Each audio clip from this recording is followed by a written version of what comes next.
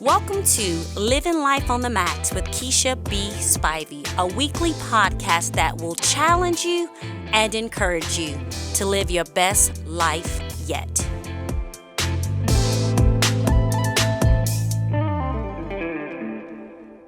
Hello there and welcome to Living Life on the Max. I'm so excited to continue our discussion this week as we're talking about overcoming stress.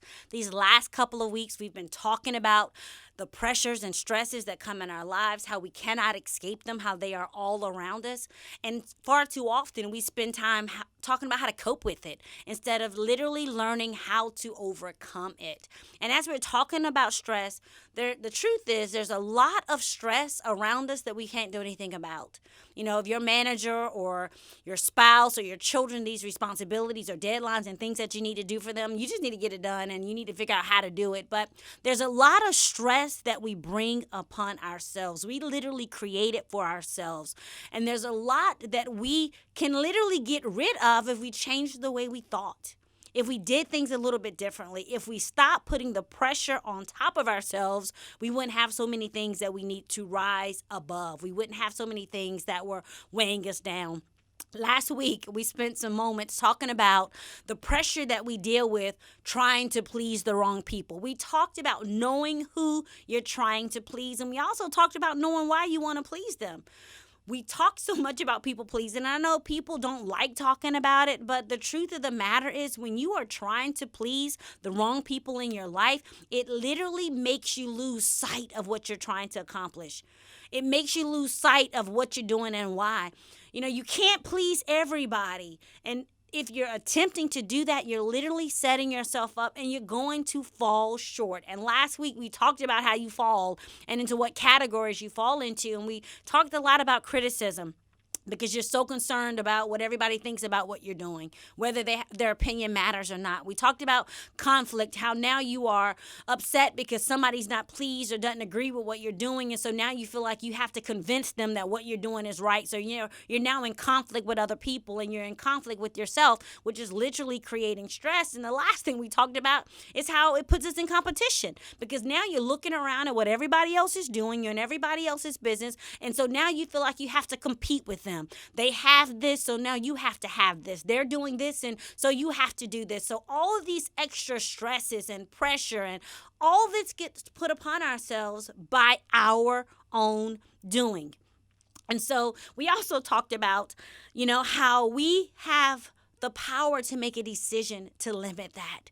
We have the power to minimize that. And so this week, what I want to talk to us about as is pertaining to overcoming stress, and it's talking about looking at the man or woman in the mirror, is to know what you want to accomplish. To know what you want to accomplish. In John 8:14, Jesus said, I know where I came from and where I'm going. I know what I need to do. I know what I need to do. I know what I'm on my mission to do. I know what my assignment is. And I'm using Jesus as we're talking about overcoming stress, because that joker was constantly being interrupted. He had people coming at him. He was always on the way to do something, and somebody showed up wanting him to do something else. And he modeled for us how to stay on track and not to allow those stressors or those outside pressure to be something that weighed him down. So he says, wait, I know where I came from. I know where I'm going. I know what I need to do. And today I want to pose that question for you. Can you say that? Do you know where you came from? Do you know where you're going to? Do you know what it is you're supposed to be doing on the way? The reality is this: unless you plan your life and you establish priorities, you will be pressured by other people to do what they think is important. They will try to tell you what you should value and how to spend your time. Every day of your life, you either live by priorities or you live by pressure. I'm going to say that again. You are either living your everyday life based on your priorities that you set or pressure that everybody else is setting for you. There's no other option. Every day, you're being guided by your priorities. You're making decisions based on your priorities, or you're being guided by your pressure. Either you're deciding what's important for your life, or you're letting other people decide what's important for your life. It's so easy to get caught up in the tyranny of the urgent and literally come to the end of your day and wonder, have I accomplished anything at all? I've been moving all day. I've been going all day, but what did I accomplish? If your priorities aren't set, then pressures and winds will be having you going from one thing to another and completely lose sight of what it is you were supposed to be doing. Busyness does not necessarily mean productive. I don't think saying I'm busy is a compliment. Are you being productive? Are you moving toward purpose and destiny? Are you living according to the priorities that you say matter? Are you doing what's significant in your life? Are you doing something that at the end of the day, you're pleased with how you invested those 24 hours? You can spin in circles all day long and not achieve something of value. Those 24 hours that you're working with today, the 168 hours that you have this week, what are you accomplishing? Think about last week. What did you accomplish? Next week, what are you on track to accomplish? Only you can determine and constitute what has real value in your life. And that's really identified with how you spend your time. It breaks my heart when people tell me how much God means to them, but they don't spend any time with them. How much their spouse means to them, how much their children means to them, but they're not a priority in their life. And here's the thing, don't be all getting condemned and stuff, because I didn't say that the amount of time, I didn't say that the quantity of time and the quality of time were the same. You got to know the season that you're in. You got to know what it is you're aiming to accomplish. I think about my kids now. My kids are 24, 22, and 18. The amount of time I spend with them and what I spend doing with them is completely different when they were kids. That means they're not a priority for me now. It just means the season has changed and the needs have changed. So you have to be honest with what that looks like right here, right now with where you are. So if you're asking, okay, Keisha, this is great. I hear what you're saying. Maybe I haven't been living like Jesus. I don't really know where I came from. I don't really know where I'm going. I need to get focused. I need to do things different. I need to become a good steward of my time. We talk about stewarding our money, but what about stewarding your time? When you are not stewarding your time properly, you never seem like you have enough and you're always stressed out going nowhere. You are always feeling like you're caught behind or you're trying to play catch up. And that is not any way to live. If you prioritize your life and you stop allowing pressures to guide you, then all of a sudden you realize that those 24 hours that you have in a day is more than enough to live a whole, healthy, well life. The choice is yours. Bill Gates and the person who's living under a bridge have the same amount of time. The question is, what are they doing with it? What are you doing with your time? Are you living a productive life? Are you living a faithful life? Are you being a good steward?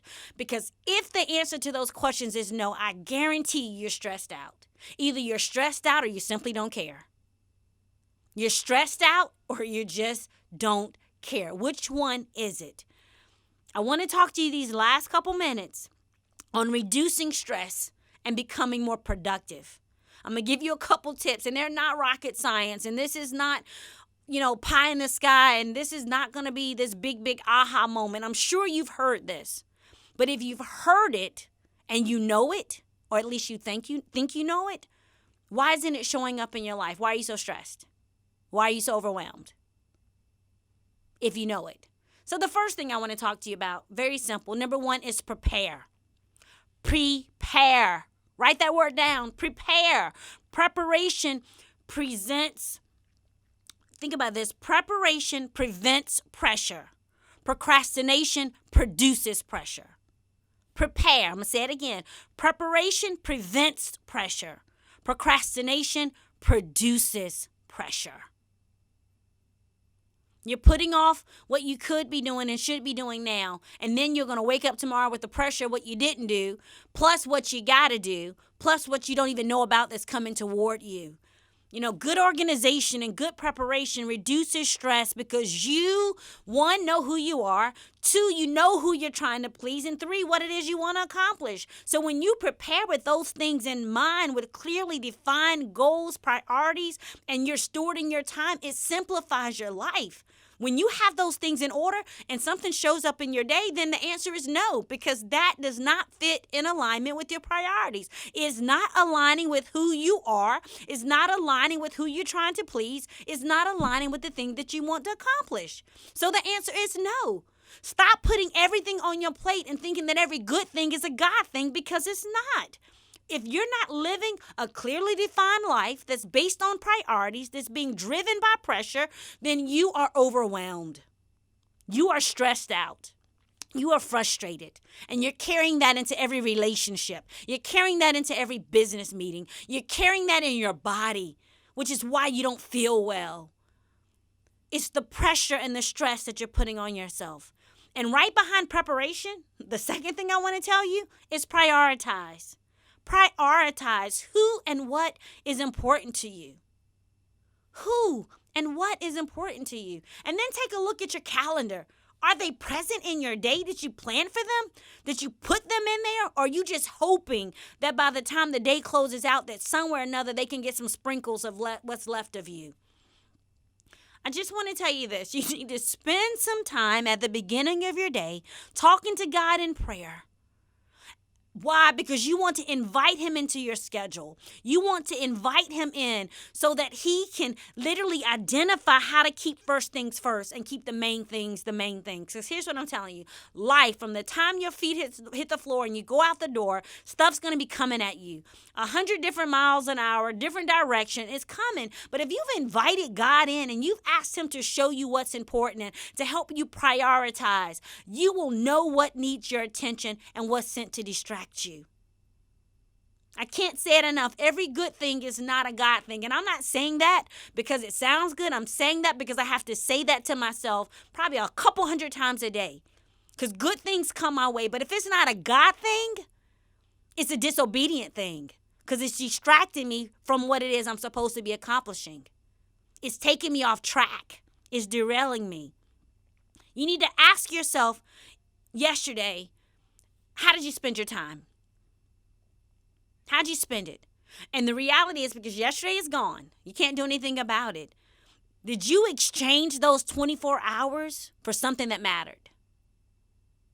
Did you invest them or did you spend them? Did they just slip away? Did they matter? Did they matter? And so when you think about today, the precious present, will today matter?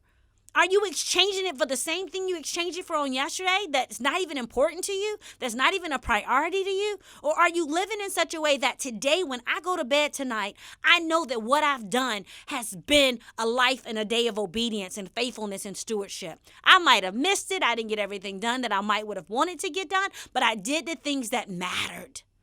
And I can rest like a baby tonight because today counted for something. I think one of the things that's leading so many people to this place of depression and anxiety is they feel like their life doesn't count. They feel like they're not being significant. They don't feel like what they do is mattering. And the reality is it should matter to you and those people that are attached to you and to the assignment God has you here for. But only you can take responsibility for that. When you take the right approach to planning and you take the right approach to prioritizing, you will lower your stress level. And I'm not talking about something that somebody has told me. I'm talking about what I'm personally walking through. I honestly believe that God had to pick me up and take me 8,000 miles away to Africa so that I could remember what's important. So that I could get focused back on the things that mattered to me. So I could see simplicity before me. And I could look at my life and see how I had complicated things that didn't need to be that complicated. It showed me things that I was holding on to that I didn't need. So yes, when I cleaned out my closets and I was holding on this stuff that I thought I might need, I realized, wait a minute, why not be a blessing to somebody else with that stuff and make space to organize and prioritize and get centered on the things that mattered. I had to begin to declutter my life, and I didn't realize it was so cluttered until I started planning and prioritizing and getting in alignment with the things that I need to accomplish, the things that I need to achieve, my obedience, my assignment. You know, when we're overcoming stress, it requires us taking personal responsibility for minimizing self-inflicted stress. I had to realize that my life was crazy because I did it. It wasn't the people that I work with. It wasn't my family. It wasn't responsibilities. They were personal choices that I made to complicate and stress myself out. And just like I made the decision to do it, I had to make the decision to undo it. Why? Because what I am supposed to accomplish is important. And the truth of the matter is, at the end of my life, I want to hear, "Well done, thy good and faithful servant." And he's not going to measure my faithfulness against what you did or what my neighbor did or what my husband did. Have I been faithful with what he's given me? Have I stewarded what he's given me? Have I prepared and prioritized and planned and executed the things that he has told me to do? Or did I allow the pressures of this world, the distractions of the world, the urgent and the tyranny of the unfinished to rule me? Or did I let him reign?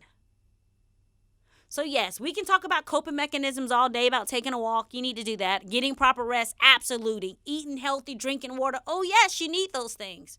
But what about the things that you're doing to yourself? What about the pressure and the stress that you're putting on yourself?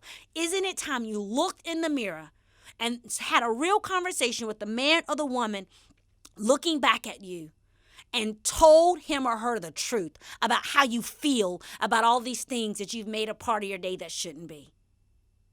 Only you can do that. You have to know what you are supposed to be accomplishing. You have to know where you're going. You need to know who sent you. You need to know why you're going.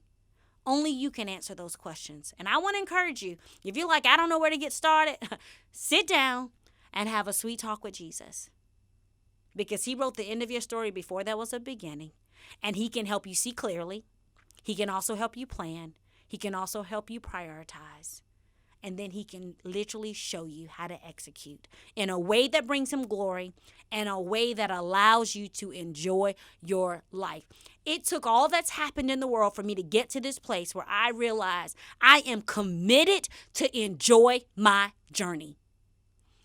I am committed to enjoy my journey, which is why I'm talking to you about overcoming this stress, because if you don't deal with this, it will literally squeeze the life out of you.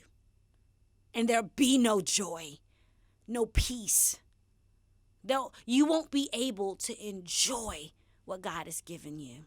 Next week, I'm going to come for you strong because we're going to be talking about focusing on one thing at a time.